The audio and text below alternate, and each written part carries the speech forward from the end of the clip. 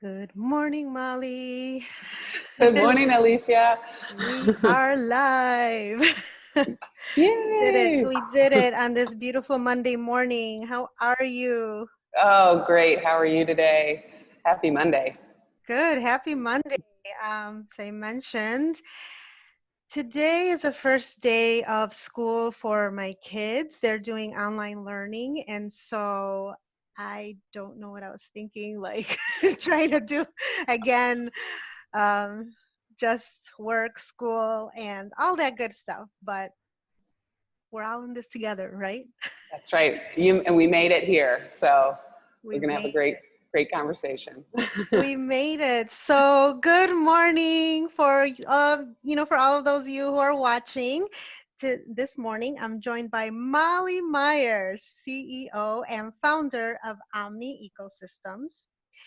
Molly, I'm so excited to talk to you and to learn about all the stuff that you have been doing. And it's just really exciting. It's really exciting. So, just a little bit about Molly. Molly founded Omni Ecosystems in 2009 with a mission to democratize access to natural spaces, engage bold endeavors to create positive impacts on the environment. I mean, I love it. I love it. And it's like I met you through a reference with this other architect that Oh, I was yeah. working with, and they're like, "Do you know Molly?" And because you should know Molly, and you guys are like kind of similar in your missions and everything with designing healthy environments, right? And I said, sure. And it was really nice at the time. Like our offices were only a couple of blocks away, and he invited me over, and I had such a great time. So, how are you? Yay. Oh, I'm good. Well, now you're virtually visiting my other office, our new office, which is a little bit farther from you, but yeah. Oh, wow. I want to hear about it. I want to hear where it's at, what you're doing. And, and in your honor, I wore my produce earrings, Oh, they're avocado. beautiful. I love it. And unknowingly, I was looking at my blouse and I have strawberries. I have strawberries on my Oh, blouse that's too. So I'm great. like, oh my goodness, subconsciously. But you're gonna tell Oh, us what it means to like what green infrastructure means, not just for you like personally, but also, how that positively impacts our built environment today.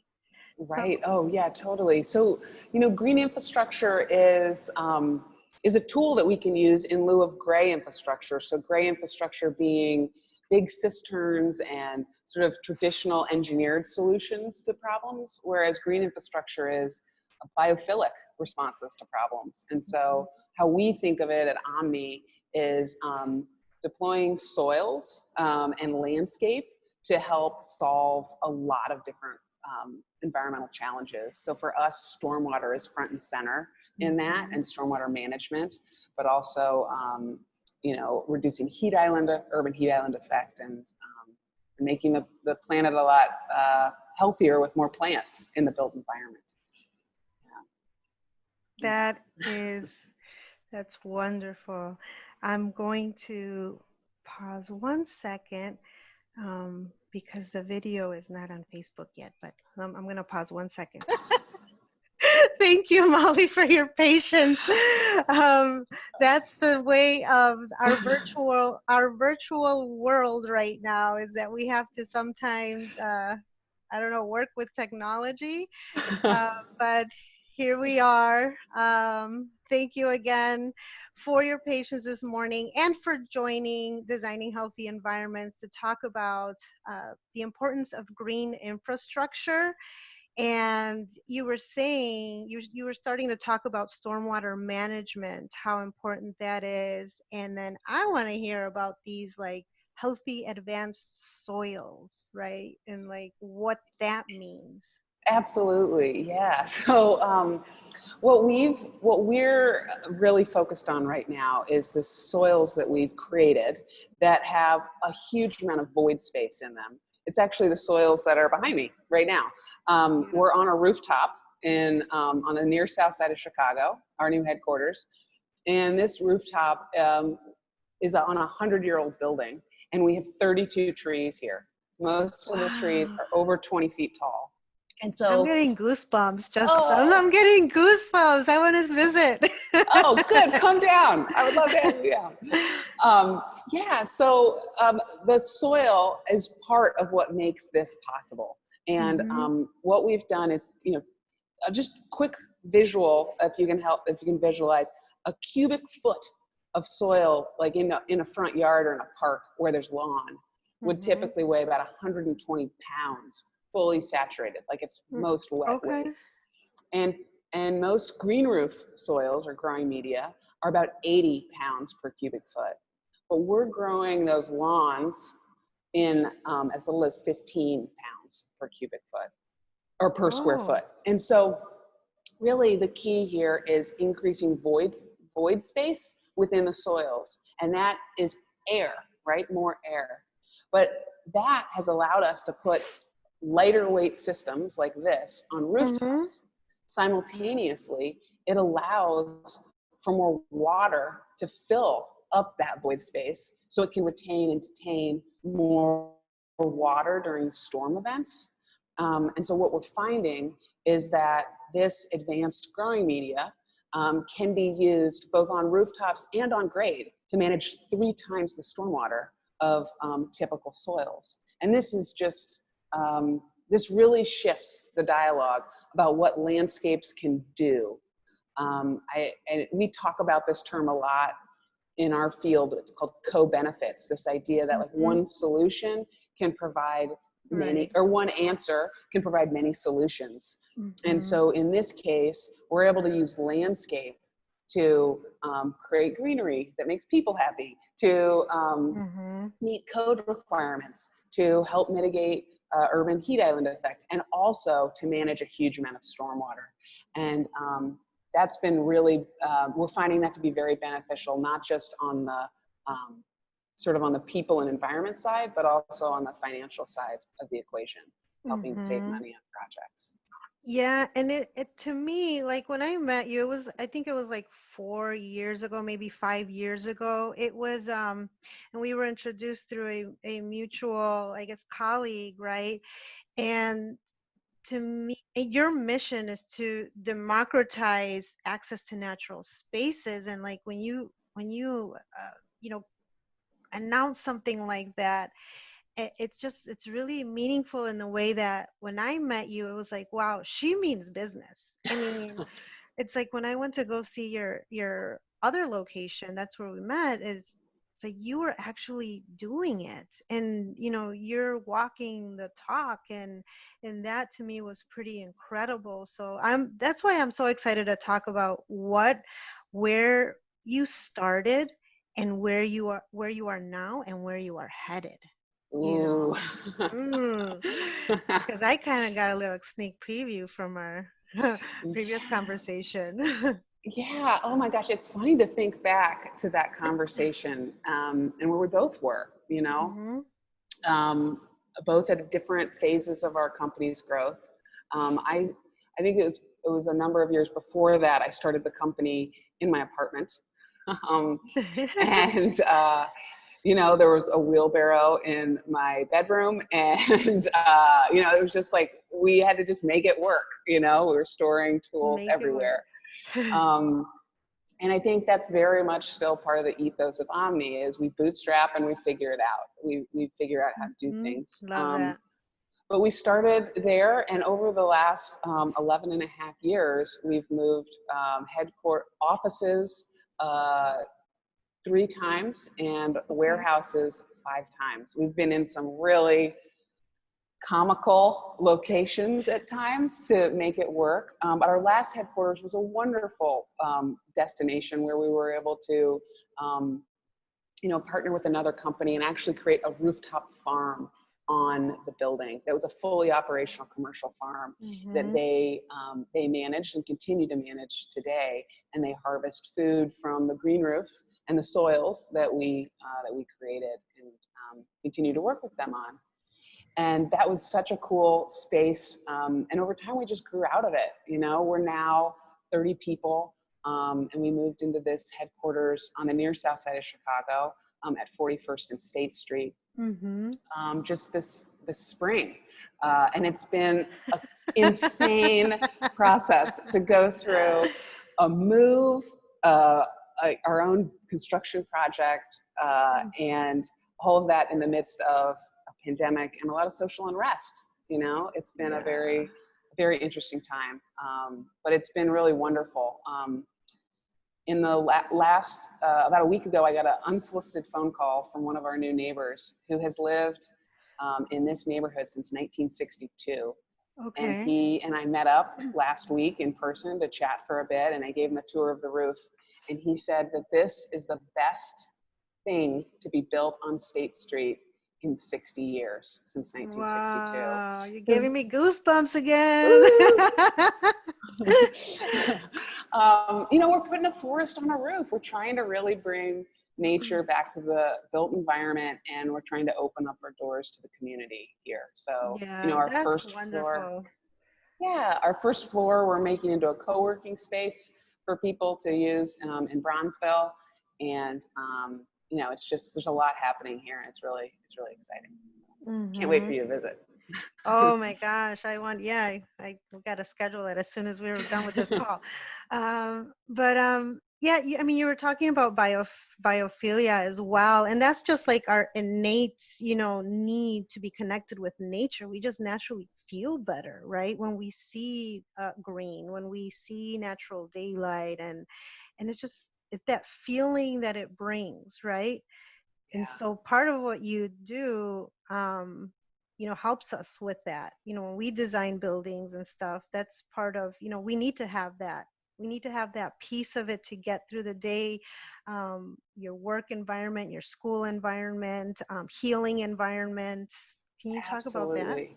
Yeah, absolutely. You know, it's interesting. A few things. Or one, in the last few years, we've seen a real increase in our business in hospital and higher education. So we've Mm-hmm. done some high schools and a number of college universities, and we're doing a fair number of hospitals as well, or care facilities. And so that's really interesting. I do think that the market is seeing that in certain sectors. But the pandemic, I think, has increased that a lot. Obviously, there's still a lot of volatility in the markets and in how commercial real estate investment is going to happen over the next couple of years. But Mm-hmm. we have seen actually more interest in what we're doing since COVID, because I think there's generally a heightened awareness of the need for nature and the appreciation of having, just as you said, sunlight and plants around our homes and our workplaces and our schools. Yeah, I mean, the pandemic has turned our attention to nature for Yeah, sure. A lot of, people running and walking, and then our backyards. right. It's just like uh, us, for example, we have given much TLC needed to our backyard that it hadn't gotten in years because we were just running around, Right, just not appreciating the right. nature that was right there. And so I contemplated, having this talk with you outside in my backyard because I do have this little butterfly sanctuary that makes me very Oh, happy. But the sun is beaming on it right now, and I would yeah. be like sweating. But but it's really calming and just necessary, and it's just to be able to impact people's lives in such a way.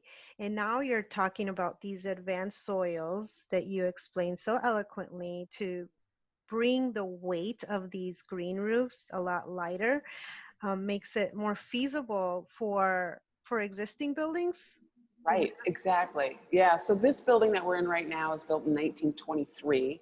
okay? It's got a wood frame roof with some steel posts and a couple steel beams, but it's mostly wood. Hmm. And this roof behind us was upgraded to allow for an extra 60 pounds a square foot.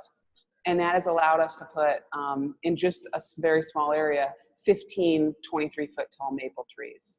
Um, Wow. yeah. And so normally to put a maple trees like that on a roof, you would need at least 120 to 150 pounds of extra support. So this is an immense ability for us to bring a lot more life to this roof. And so behind me is actually west, and I'm on this glass in this glass room. And as these trees grow in, they're going to be the solar shading to this Mm-hmm. space, so that we don't so that it can decrease air conditioning loads and make this indoor space a lot more comfortable, because we've got plants shading the building. So Mm-hmm. we're really trying to think about, the people experience, the lightweight, but then how those plants can actually improve building performance as well, and Mm-hmm. ultimately the bottom line. Yeah, you have the biomimic version of solar panels, all those leaves, right? Totally, totally. Yeah, Yeah. absolutely. Actually, back over there is a meadow that we seeded, and right now it's about waist deep. We seeded it about Really? 4 weeks ago. Yeah. And actually, before I got on the call this morning, I was just looking around out there a little bit, and the bees and pollinators are super happy. I saw at least 50 pollinators zipping around to all of the blooming flowers in the meadow. But we're really excited. That meadow is going to be harvested in just a number of weeks. Hmm. And we've created a very special seed mix for that productive garden.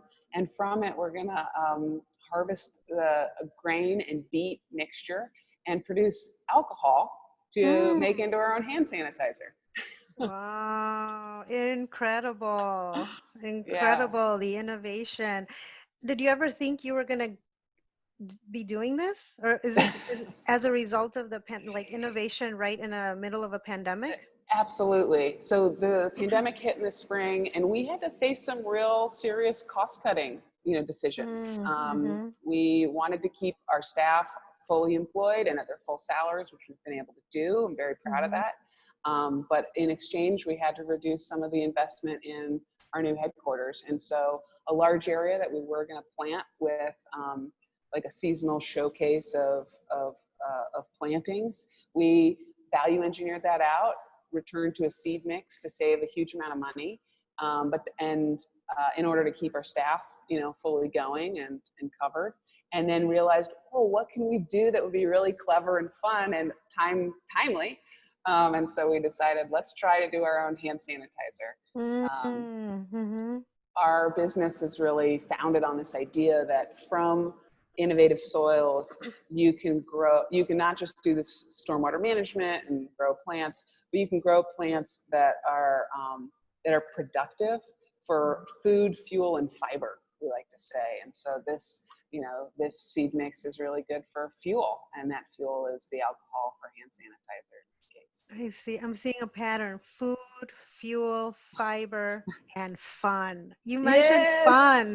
You have to have fun in all of these things. That's what, for me, it is a lot of fun because when you start connecting the dots and seeing the co-benefits of how these environments begin to, impact us personally in a positive way.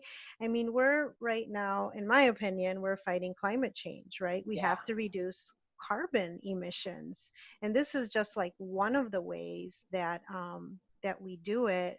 I was at one point I was looking at mushrooms as carbon sinks, like planting mushroom patches and projects, right? Do Yeah. you what do you think about that? Like I'm like I was just exploring on a project, and I said, well, we have to build lots of mushroom fields, to build, have carbon sinks and its food, and what do you think? I love the ingenuity. I love it a lot.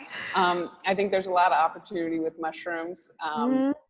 and you never know. Maybe you can get really popular, and you can have a carbon sink, and everybody eats a full mushroom diet from now on. Yeah, because I was looking at the fact that, we, obviously as architects we love buildings and creating beautiful spaces and everything, but it's not just, to me, I always say it's not just about the building. It's about connecting to the Right. outside, bringing nature indoors, and it's just that vice versa, that language, right? And so Totally. that's when I got into like, okay, how do I build carbon sinks, or how much does soil actually sequester, um, carbon? Or we know Right. that trees do, right? And so how Yeah. much does soil do that? Yeah.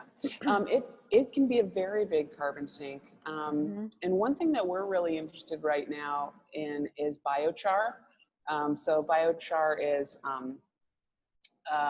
the process of taking organic waste, often landscape waste or food waste, and putting it through pyrolysis, which is it's not combustion, but it's a sense of heating it so that heating the organic matter so that it changes form and locks the carbon a um, into a solid state for actually up to 2,000 years. And so Ooh. that biochar is um, is the result of this pyrolysis, and it's a waste material that's then converted into a soil amendment and locks in carbon and performs a lot of great functions for soil health.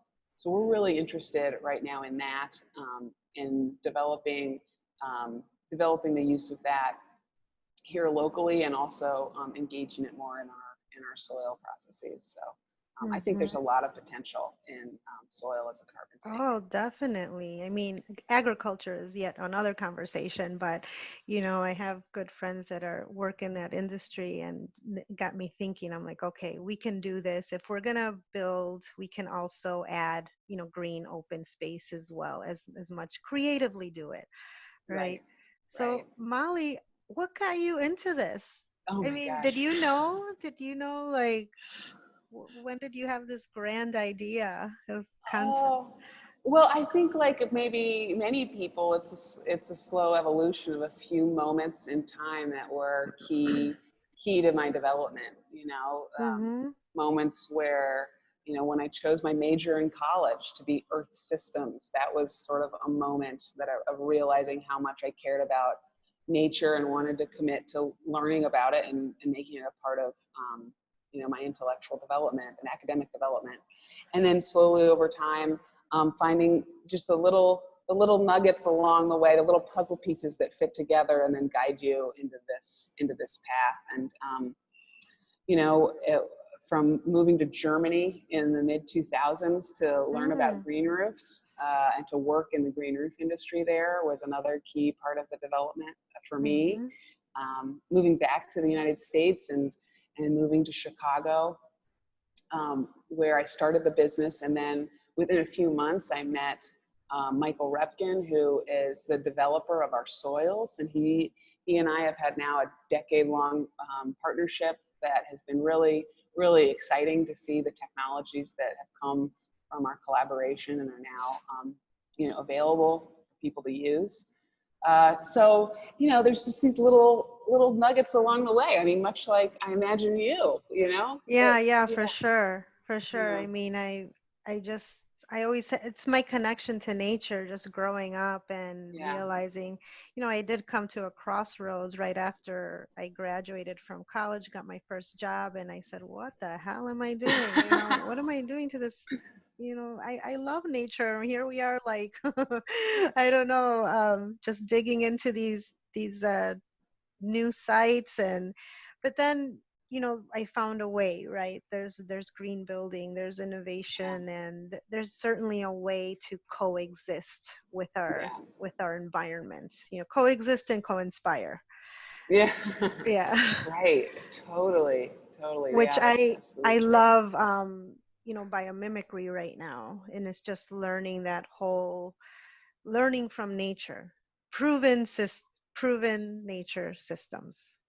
Totally. Well, and I Mhm. think that is, central to what we do here. When I show people green roofs like this that we've built and explain, how we're able to how this technology works, they say, this is, secret sauce. It's special. It's so unique. And how do you do this? It seems too good to be true.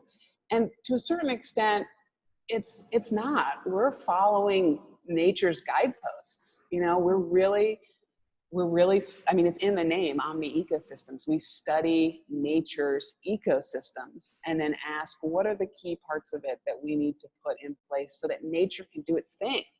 And I think Mhm. many folks who approach greening the built environment instead say, what's the least amount that I can do so that something might grow? Instead, we say, what can we do to make sure that nature is doing what it does naturally, and so I think it's anyway. I think it's a big part of just listening Yeah, to yeah, what's been out there for billions of years. yeah, it's definitely, I can see it's a passion of yours just as it is of mine. So we were talking about earlier that what types of buildings do you work on? Where are your green, roofs located and mhm. Yeah, so we work on all sorts of buildings, from multifamily residential condo buildings to commercial high rises, to hospitals, universities, um, and even single family homes. We'll do it Mhm. all. I think most of our work tends to be in commercial and institutional Mhm. projects. Mhm. Um, and there's a lot of energy and interest right now in particularly higher education and hospital and medical facilities for nature being integrated into the experience, into the architecture. Mhm. And I'm always like an optimist on these types of, I guess, elements to be integrated into the architecture, but what do you see on your end? I'm talking about when a project or a client says, well, it's not in the budget, right? And Yeah, what do you see on your end, and what advice do you have for those that want to do it but think that it's just not in the budget? totally. Well, I think there's two things that we Mhm. do. Is one, we try and ask people to get us engaged as early as possible in the project, Mhm. because particularly when it comes to stormwater management, landscape engineering, civil engineering, and the general contractor, all of those fields need to work together and look at what the budgets are for each of them, and they actually combine them, because the co-benefits of landscape being used to manage stormwater actually might exceed the landscape budget, but all in between landscape, civil, and other contracting work that needs to be done, it might be much less than what's already budgeted in order to do green infrastructure. So, for example, we've designed systems in which green infrastructure retains more stormwater and does so for 1/3 of the cost of the overall Mhm. project cost as typical green infrastructure. So early involvement with folks who are able, like us, who are able to look at co-benefits and seeing how that can affect the aggregate budget for a project, I think is really important. And the second thing I'd say is, I think green actually makes projects more financially viable. We worked on a project in a suburb of Chicago Mhm. where it was a multifamily residential. The second floor condos were the exact same layout as the third floor condos, but the second floor condos had their own green roof terrace and the Mhm. third floor didn't. And the developer shared with us the costs and the prices that he was able to do. And it cost him, on average, $20,000 more per unit to put a green roof in, but he earned $70,000 more per unit in sales price. And the only Mhm. difference was green roof. So, if people are willing to spend over 3 times the cost to Yeah. purchase that green space, there's actually a very good financial argument for the return on investment after 18 months of 244% is pretty solid argument to bring to lenders and to the finance people on a project. Yeah, no, that's a great point. I mean, it's very valid. And it's just being able to, again, I go back to the feeling that you get, right? The feeling, like for example, you were talking about the name, Omni Ecosystems, and it just makes sense. And AP Monarch, I put the monarch butterfly on there because to me, a monarch butterfly or any butterfly represents a healthy environment, right? Right. And and who do you know that doesn't smile when they see a butterfly? Like, any age, it's like, oh, look at the butterfly, look at the butterfly. But it Totally. represents healthy air, right? Healthy Yeah. soils. And it means that something good is happening there. Absolutely. Mhm. Absolutely. Well, it's so neat that you have a butterfly sanctuary in your backyard. That's so apt. Yeah, I mean it's just I just sit there and I can relax, and it's really nice. So I think I've counted like 6 or 7 different species of butterflies that are there. I'm trying to figure Oh, out like what they are. Like I know like 3 of them, but it's really nice. And every year it grows, and we attract different insects and different pollinators. And so it's nice, and it just inspired me to be able to create this little environment in every project that I do, oh, because it just, nice. yeah, I mean, I think it's just a little oasis, whether it's a courtyard or a rooftop Yeah. or, a little terrace. It doesn't have to be large, but what it does, especially, here in the Midwest, we have the monarch migration, working its way through, right? And so it's nice to be a part of that. Yeah. Mm-hmm. Yeah. Oh, that's really cool. That's great. Yeah. So it's not always a butterfly sanctuary on every project, but it's some bit of nature that you incorporate into yours. Yeah. Oh, that's Yeah. great. So, it has to be some type of native plants, and something that's depending on who we're working with, how much maintenance, they Yeah. want to get involved in, right? But we can start with, okay, these have little to no maintenance, right? Right. So that's also important too. For a while, you were doing, are you still doing green walls, the living walls? We are. Okay. Hmm. Yeah. Okay. Yeah. Actually, in another room in our building, we have Like multiple indoor living and walls. exterior? You can do exterior living walls. They become maintenance challenges in the Midwest Mm-hmm. because of the winter. Mm-hmm. But in Florida and in Southern California, exterior living walls are much easier to maintain.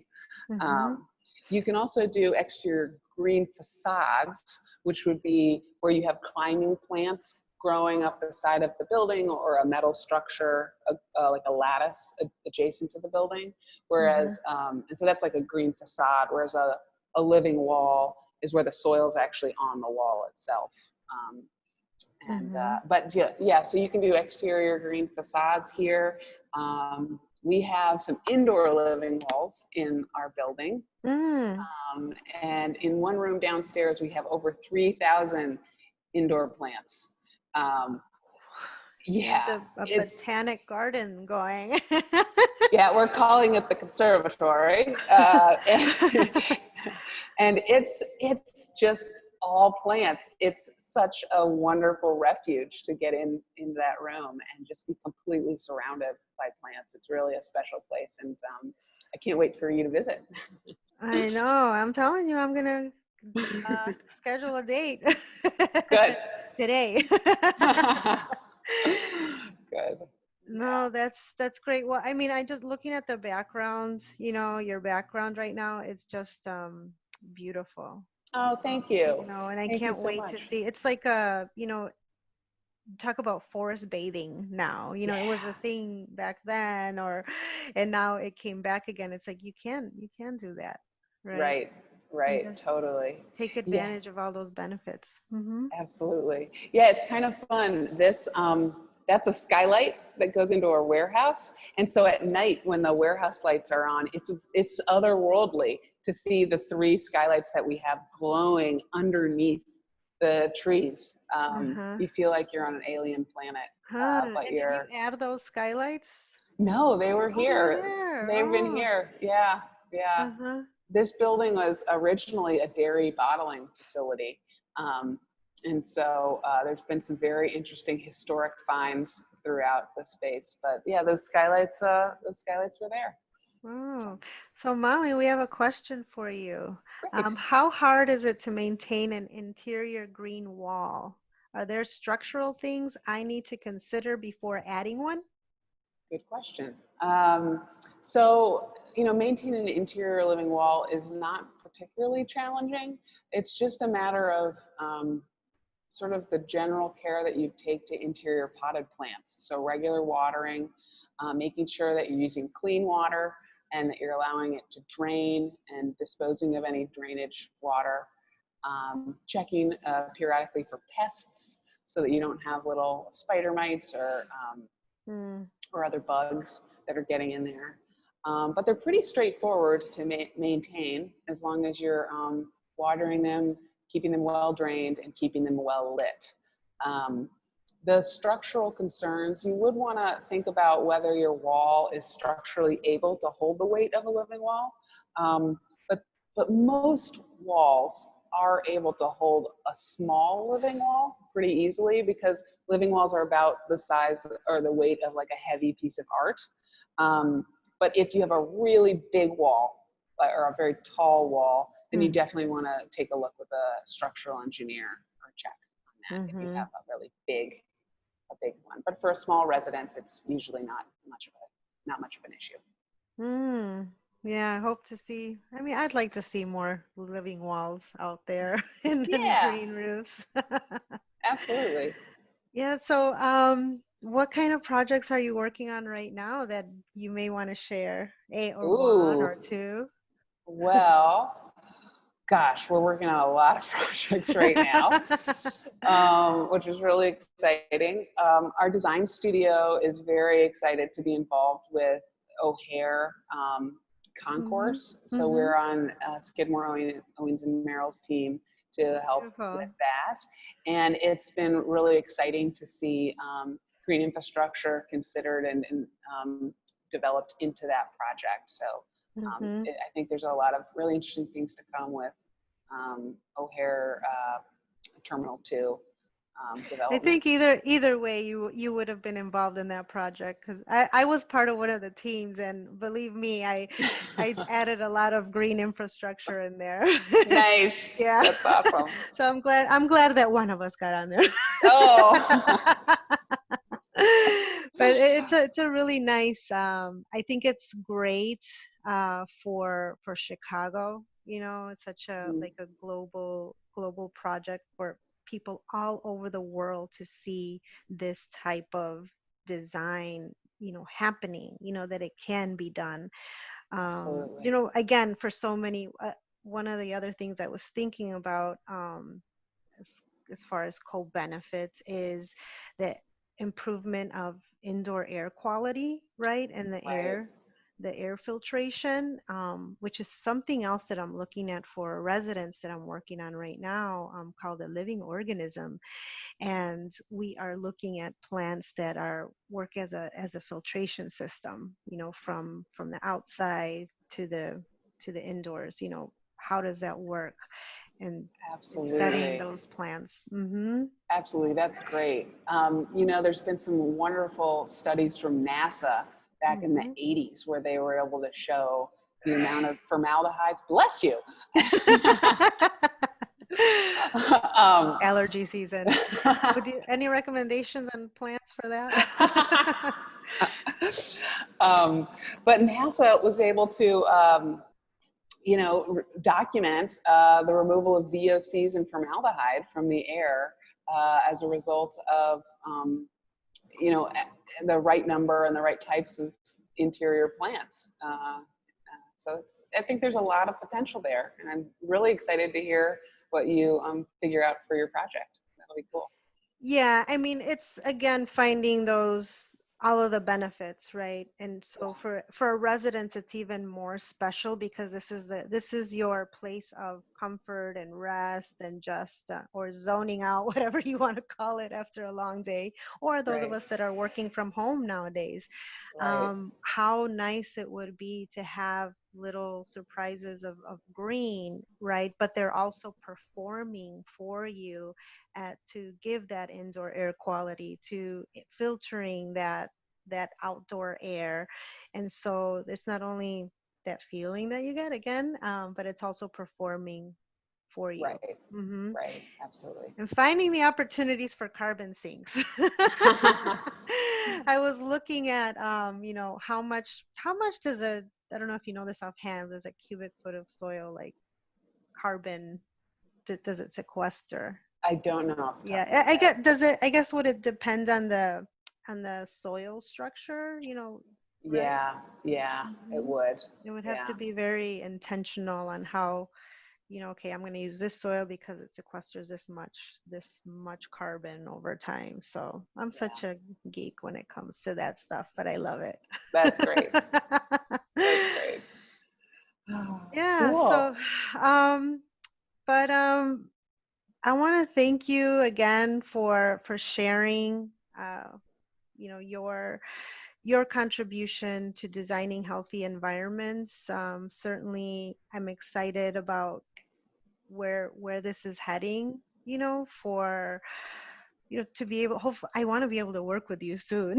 you know Likewise. That'd be great. yeah, and so that we can, continue designing these healthy environments. And I'd love to again just come visit, come visit your new headquarters. It is fabulous.